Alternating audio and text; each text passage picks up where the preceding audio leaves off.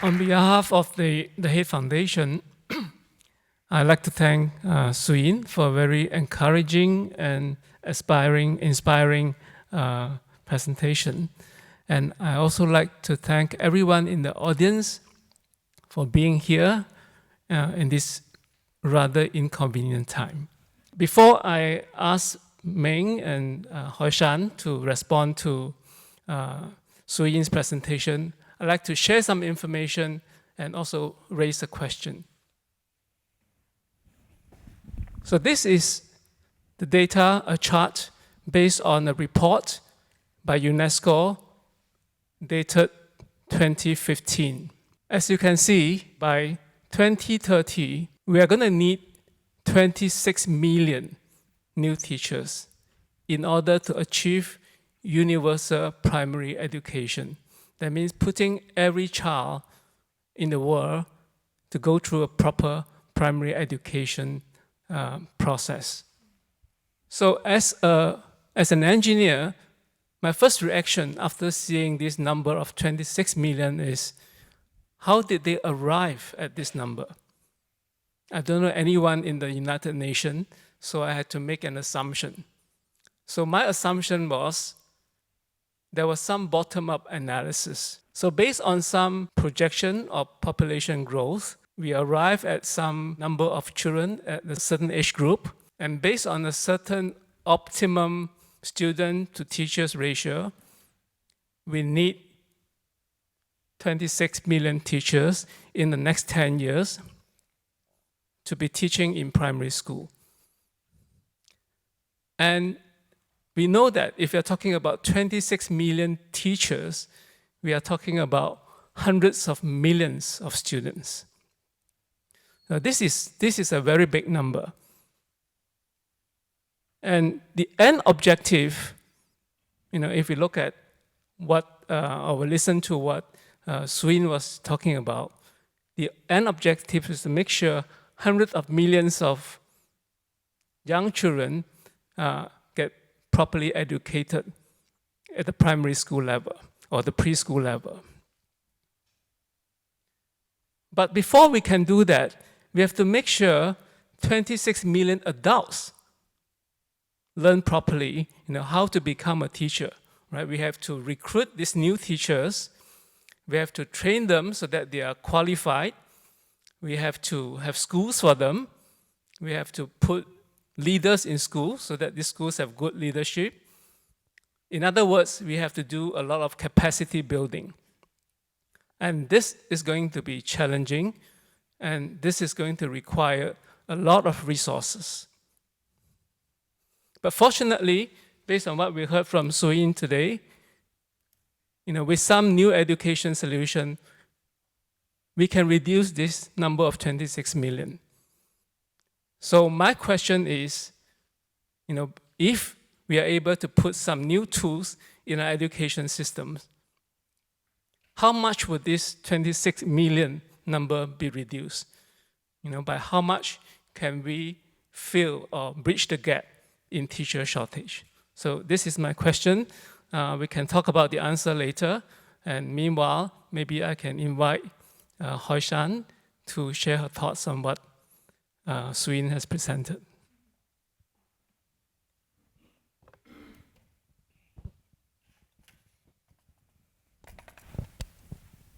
Okay, thank you, everyone. To be very honest, I am a developmental psychologist, and I do a lot of research on parent-child interaction and the impact on child development outcomes. So to be very honest, when I was invited to take part in this panel, the first knee-jerk reaction is that, no, why are we using an app to replace education or replace how we decide to educate children? So of course, all these alarm bells ring, right? So the first question I have in mind when I was preparing this is, what is the impact of using an app when it can potentially lead to a reduced time for human interaction, for example? So that's my first question. And whether or not technology can replace schools completely. Now, but of course, we come from, or at least my training, the kind of research that I'm familiar with come from middle-income families, if I may say, predominantly in North America. So having heard Sooinn's talk, I'm beginning to realize that I should not be that skeptical, but of course you can remain to be skeptical. That's why we have this panel, right? We can discuss all these things later on. Because there is a huge caveat. So she appears, or I think I understand it to be, reaching to places where there is no systematic or no strong or actually no educational system in place. So in the absence of that, the app may then be a viable option. But I'm also interested to hear how these can be extrapolated or generalized to a nation like ours or, developed countries, for example, because I'm hearing what CD is saying, that, if it takes so much effort to train teachers, then potentially can an application like that be also applied in developed countries where there is already a very strong educational system in place? Is that where we would like to go? And is that how we think would be the most efficient and effective way of educating the future? Yeah, so my last point is that socialization goals of parents. I'm not sure, I'm not familiar with Tanzania, okay, but I am interested to also know, I'm not sure whether your fieldwork covers that. Is literacy or numeracy skills something that's really valued by parents? So what I'm thinking about is that, the sustainability of this program. If we all know from child development research, if there is no community buy-in, for example, it's very hard for it to be sustainable, or it also affects the motivation of the kids. Maybe that the extra pair of hands are better used on the farm, for example, and number skills are the least of their concern. I'm just interested to put food on the table. So I am also interested to hear a bit about from Sooinn's experience, or maybe from you all, how socialization goals or parenting goals would actually play a part in the success of the use of technology in education. Thank you, Shan. And Ming, would you want to respond? Well, first of all, I am very happy to be in Singapore. I was telling someone earlier that if this event was in Hong Kong, we'll be lucky to have half the people in this room and everybody will be wearing a face mask, right? I have not seen a single one, so I'm delighted. Oh, is it because it's out of stock? Anyway, I wanted to share the story. I first met Sooinn about 5 years ago. I saw her speak at an event in Hong Kong, and it was very apparent to me that this is someone that I needed to stay in touch with. So I'm an impact investor. So for those not familiar with the term, I invest in companies that have both a social as well as a financial mission. So you have to make money, be sustainable at the same time. You need to be solving either a social or an environmental problem. And it's hard enough to create a startup that makes money, let alone do a double bottom line, or in some cases they call it triple bottom line, sort of company. But this was before the XPRIZE days, and I was very happy that the only regret I had was not investing in her when I first met her. Now it's a little bit pricey. I'm not quite ready to invest. But isn't she amazing? I think she deserves another round of applause, for the amazing work that she's doing. So I am a reformed investment banker. So I think the way I would address your question is, I think we should look beyond teachers solving the problems of literacy. That's a traditional solution. We really need to bring in stakeholders from everywhere, right? I'm sure there are some students out there in the audience. It will be my sincere hope that more of you will be inspired by Sooinn's story and follow in her footsteps and create not another social dating app, but something that truly changes the world. Not create another food panda that makes it convenient for you to not have to cook and have food delivered to you, but really create something that addresses, it doesn't have to be in education, it could be in healthcare, it can be in environment, it could be anything, right? We only talked about the fourth Sustainable Development Goal. There are 17 of them in total, right? So this is almost like a roadmap, right? So everybody talks about changing the world, but okay, where do I start, right? Well, look at those 17 goals, and pick an area that resonates with you, right? But one thing I would suggest is that don't do it alone. Find a group of people to work with, because creating a startup is very difficult. You need someone to bounce your ideas off in. And I think Sooinn is very fortunate to have a husband that really they work together. I've met him, and he's a world-class game developer. So it's very rare, and I'm very privileged to have met her. And the last one thing I want to say is that the second point in the middle, none of this is going to work, right, without all stakeholders coming together. We didn't talk about how much money is needed to achieve the Sustainable Development Goals, right? We're talking about billions of dollars, right? Billions of dollars. And if you add up all the government grants, all the UN money, all the foundation money, it is probably at most like 5 or 10% of what's the amount of money needed per year between now and 2030. So the only way we have a shot of hitting those goals is to bring businesses in. I'm not talking about just impact investment funds investing, but big companies. Like if you're in Singapore, all the GLCs have to be start thinking about this, right? In Korea, the big chaebols are already moving in that direction, and I'm very encouraged by the fact that over 100 CEOs signed something last year on a CEO roundtable to basically say that they are no longer going to be answerable just to their shareholders, but they are also going to be answerable to all stakeholders, meaning their employees, their customers, right? The people in the community where they live, and their suppliers.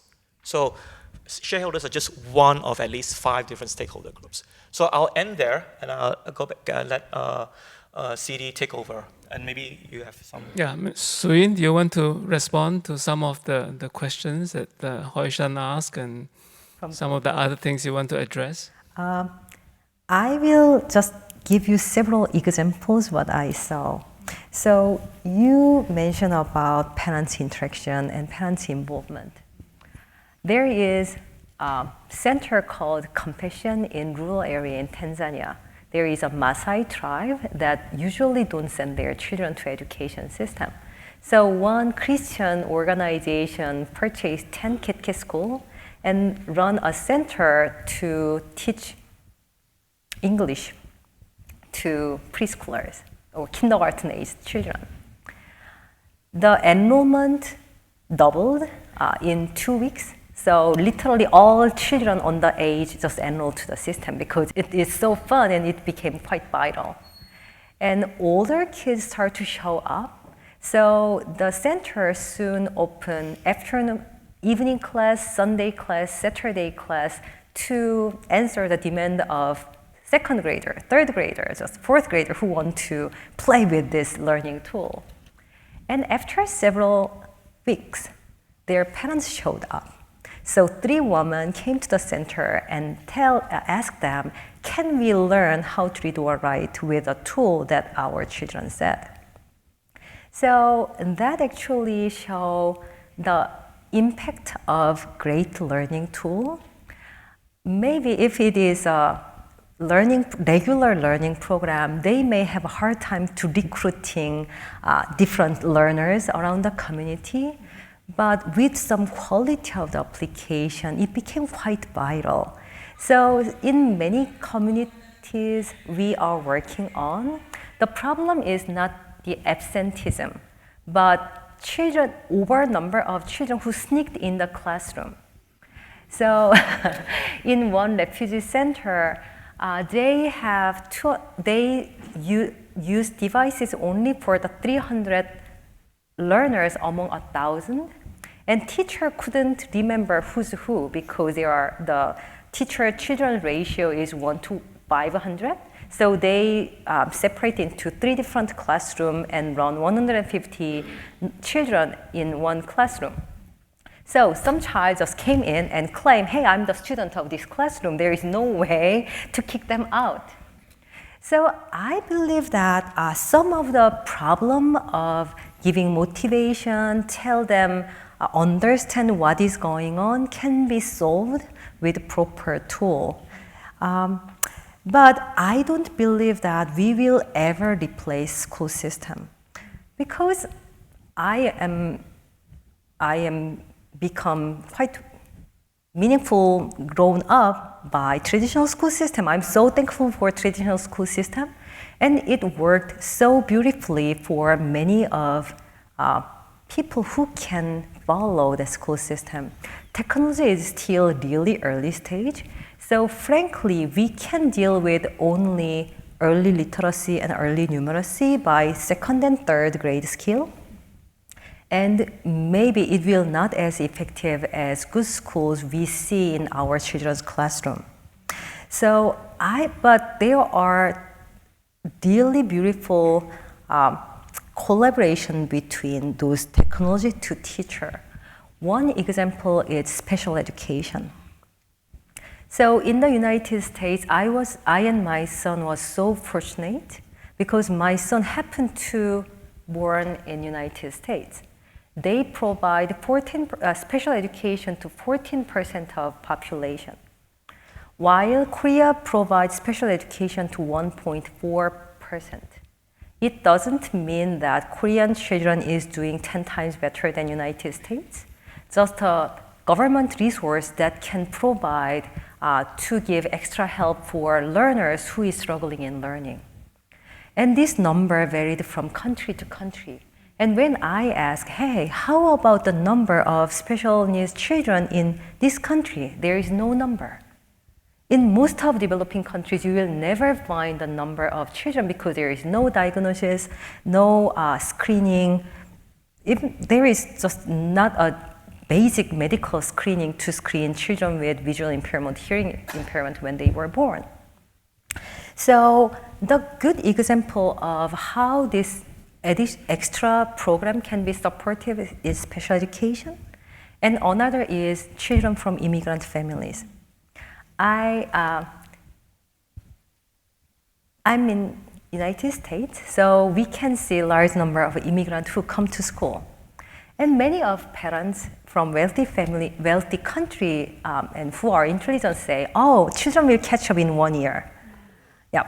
It is not happening always, and most of those children who came to new school system without proper language skill has a high chance to left behind, and also large amount of private support. So that will be another thing.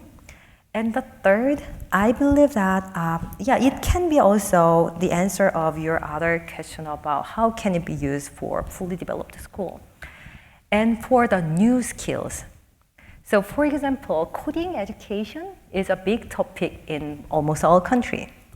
When I went to Rwanda government, still struggling with their basic literacy, want to bring STEM education and coding education to their country.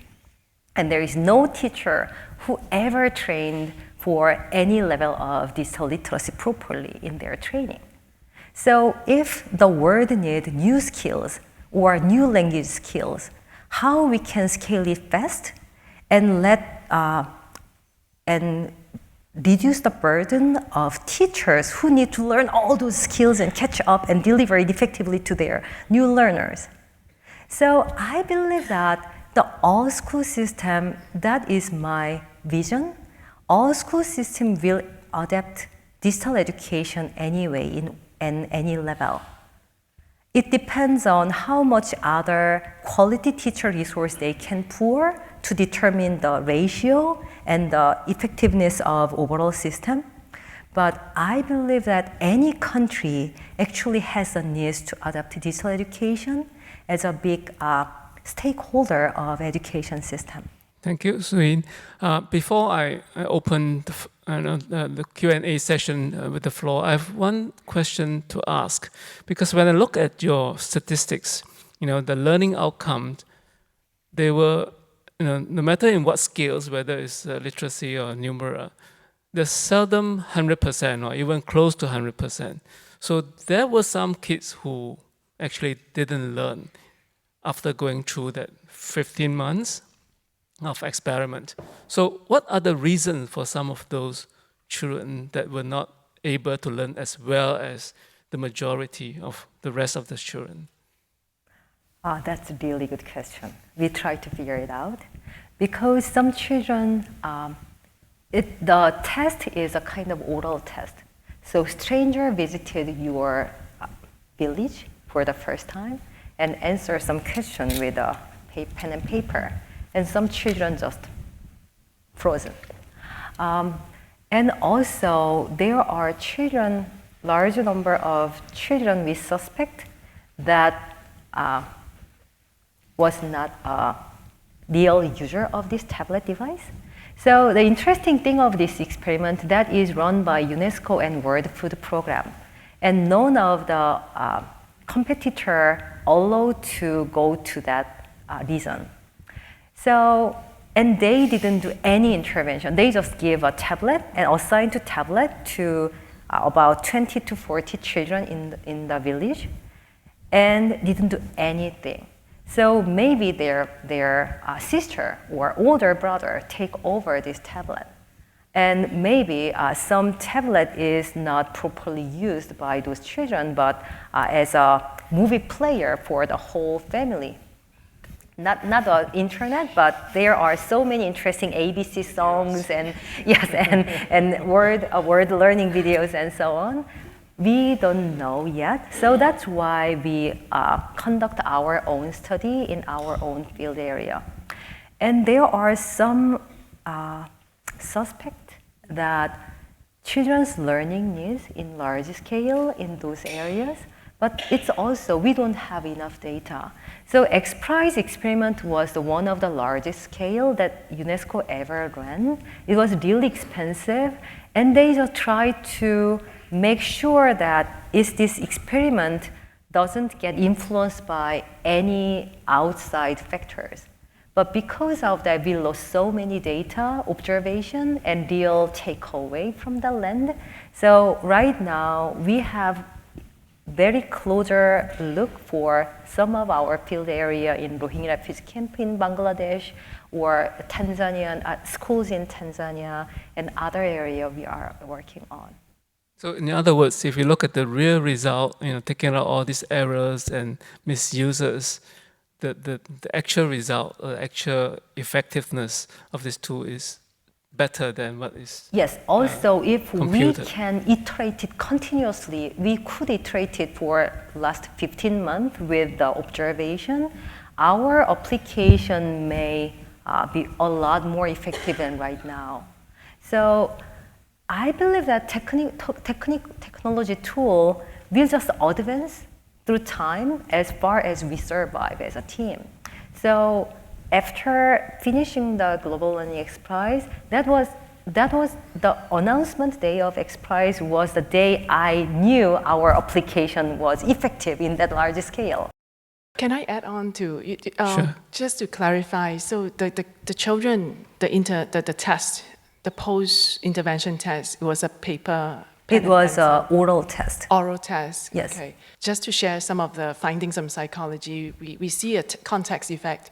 So the modality of learning and the modality of the test have to match. Yeah. So I would imagine you might have more, bigger effects if you then test these kids on the tablets so that it matches the context where they learned. So this is something that you might want to consider if you are doing another round of intervention and test. Yeah. Yes. Thank you, Hassan, for the insight. Yeah. Okay, let's go to the audience. If you have questions, there are 2 microphones by the side of the hall. You can go to the phone and microphone and ask your questions. My name is Cheung. This question is more directed for Ming. Since you are an impact investor, let's not talk about triple bottom line, but just at least impact-wise, how do you see the roadmap of investing in such a company will go for at least the next 5 years or 10 years? Within impact investing, obviously, The first one is the company has to be profitable. The company is making a lot of revenue, but it's not profitable yet. Still very much in the investment stage. I would say that I would let Sooinn talk about the specifics of Enuma. I'd rather give you a more general answer, right? We will, for an edutech company, we would need to understand from the company's perspective, the founders, what problem are they trying to solve, right? Is it providing basic numeracy skills or literacy skills to bottom of the pyramid, early childhood, sort of thing? Or are they focusing on older? Or are they focusing on refugees or people who are stateless or people who are, and there's a lot of refugees and migrants, right? I mean, this is not just the war-related refugees. There are a lot of so there has to be a particular group of people that they're hoping to address, right?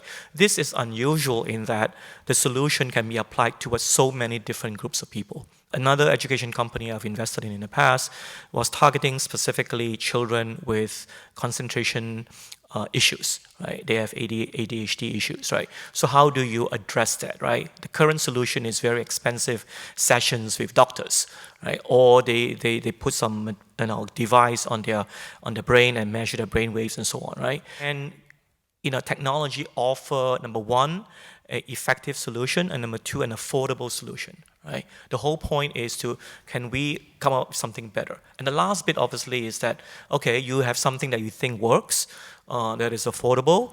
Are people willing to take it?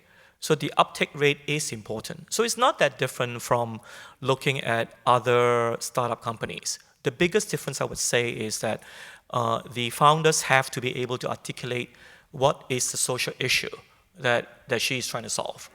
If we have that, then that's a starting point. But like all startup investments, the quality of the management team is paramount. That's the single biggest thing that we look at. Sooinn, you want to add to that? We actually have two different businesses in B2C and B2G. And our investors, our financial investors are traditional Silicon Valley investors like K9 Ventures, SoftBank Ventures Korea, and Teleeducation Group of China. They are our financial investors. They believe in our power to deliver the best B2C software to market in East Asia.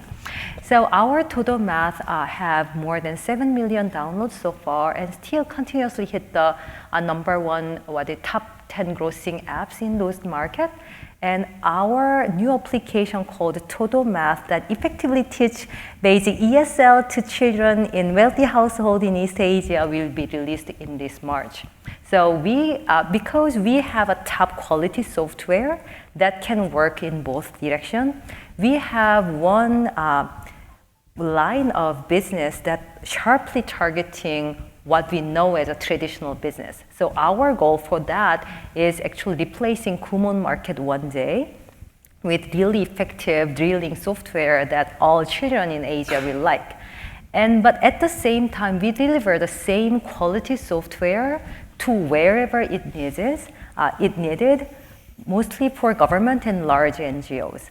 And what we believe is more and more governments are interested in testing new digital technology, and some governments even tried to have large-scale implementation of digital solution. But the problem of current market is if you are, so long time ago, the traditional textbook companies like Pearson or Oxford Press imported their textbooks across the sea. And then many countries actually can build their own curriculum and textbook all on their own. The problem of software is not many developing countries can build really effective learning software on their own. It requires certain vendor who is willing to localize and make it happen for certain language and certain learning environment. For certain government, there is no vendor existing in the market that can build effective software for the government.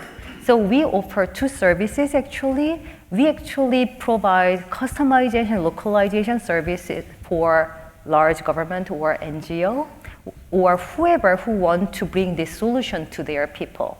And also we sell our software in large scale to wherever it requires to have. So we have a good business plan. But unfortunately, our Series B is almost closing. It will be closed in this week. Hi, my name is Sarah. I'm a Yale-NUS student. Thank you for your talk. It was really interesting. Actually, a thought that came to mind when you were showing the videos of the children around the iPad was, how do you plan to implement this long-term moving forward in these specific areas, if they're like rural areas? Because my thinking is that NGOs are very well and good, but like for a 15-month period, that's okay. But long-term, when you don't have the actual local system in place to, say, fix the iPad or like download things that the households might not know, what is your plan for long term? For example, in refugee camp in Bangladesh, there is no school. So one NGO actually experimenting the pop-up model that NGO workers brought 8 devices with a backpack and visit one student's home and gather 8 children and teach them 3 hours with 1 hour per each batch for 3 batches per day. And there are refugee camp that has a refugee school that using 30 devices with 300 learners per day. So they have 30 minutes with 9 batches with that devices for last 3 years. And there are government who want to try to send these tablets to near conflict zone, so they can't dare to send any teacher. And there are other pilots like what we are doing with Korean government to provide it to immigrant families' house with the local government money. So it is a more model for developed country, but more low-income population that is funded by government. We don't know what will be sustainable in long term. So we actually just we collaborate with any government or NGO who brought the idea and funding and try to figure out what is the right model right now. But however, on the way to reduce the overall cost and overall implementation issues, we automatize so many processes. We use any devices they can procure around their area. And also, we just try to find the right working model that potentially become a generalized, standardized model around that area or that similar setting. We are still working on that. I don't know whether it's true. To add on to Sooinn's answers, I think the most important elements in being sustainable is to continue to deliver the results that is expected, and that will be the motivation for any pilot to continue and expand. Yes, so we believe that once this pilot is proven to be successful in certain scale, we believe that we can convince government actually who actively search those solutions can deliver and adapt this inside of their system. So for example, Kenya decided to change all of their K-12 system with tablet-based solution and purchased 1.2 million tablets for all first graders in that land. It happened 4 years ago, but they still struggling to find the software. And we just tried to discuss with Kenyan government about that. But once it turned out to be effective, they will purchase 1.2 more million tablets for their next first grade and coming on. And the government actually running a tablet management line to fix all the tablets and make it work if there is a AES issue for those large amount of tablets the government is running on. Pertaining to scalability, it seems that the bottleneck is the hardware, because it's costly to purchase the delivery method, the tablets. They are moreover expensive, fragile, and power hungry, which is not really suitable in a rugged environment. Have you considered inexpensive solutions such as e-ink readers like the Kindle, and would it work with your app? So the tablet device we are using in Africa is under $100. It is $93 device. But I totally understand it's still fragile and it is still expensive. But when we research about the price of literacy program that is run by international NGOs, they spend around at least $18 to $35 per student per year. But because it is shared with multiple students, we actually also down our cost under $50 per student right now, and depends on the quality of NGO partner.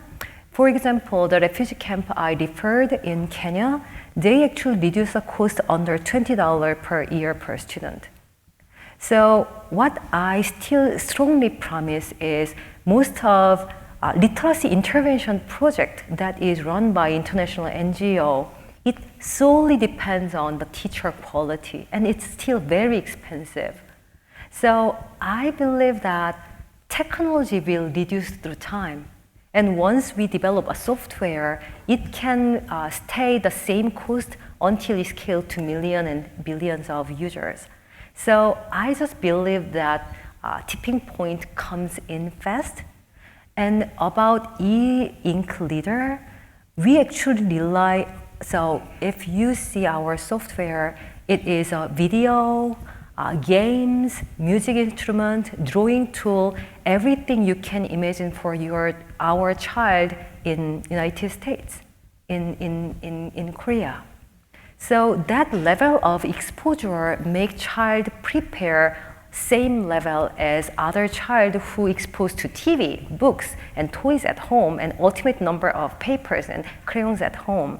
So I still firmly believe that tablet device is the best solution, but I hope that we can have more durable device under $100. May I add something to that? Yeah. We have been talking to NGOs in neighboring Malaysia over the last several months. I was told that the average amount of money that the Malaysian government spends to educate a standard 1 child is about 8,000 ringgit a year. Right? As you can imagine, a lot of that goes to the cost of teachers. Right? So we, as Sooinn say, we are not seeking to replace teachers, but frankly, once you have the cost of the device and a small licensing fee, for the software, it really is a fraction of what most governments are spending. So I really don't see cost as an issue. The challenge for us is convincing the host governments to give us an opportunity to pilot it in the home country. We are seeking to run the pilot, and this pilot is proven successful, to work with either state governments or the federal government to take it to the next level. But really, this is no different than many of you who are investors will be familiar with the term SaaS, right? This is software as a service, right? The only difference is that this is a service that's provided to children. Just like every parent accepts that if I send my child to school, I have to pay to buy textbooks. Now, whether the textbook is subsidized by the government, so you don't pay the full cost of the textbook, or in some private schools, you do pay the full cost and some premium.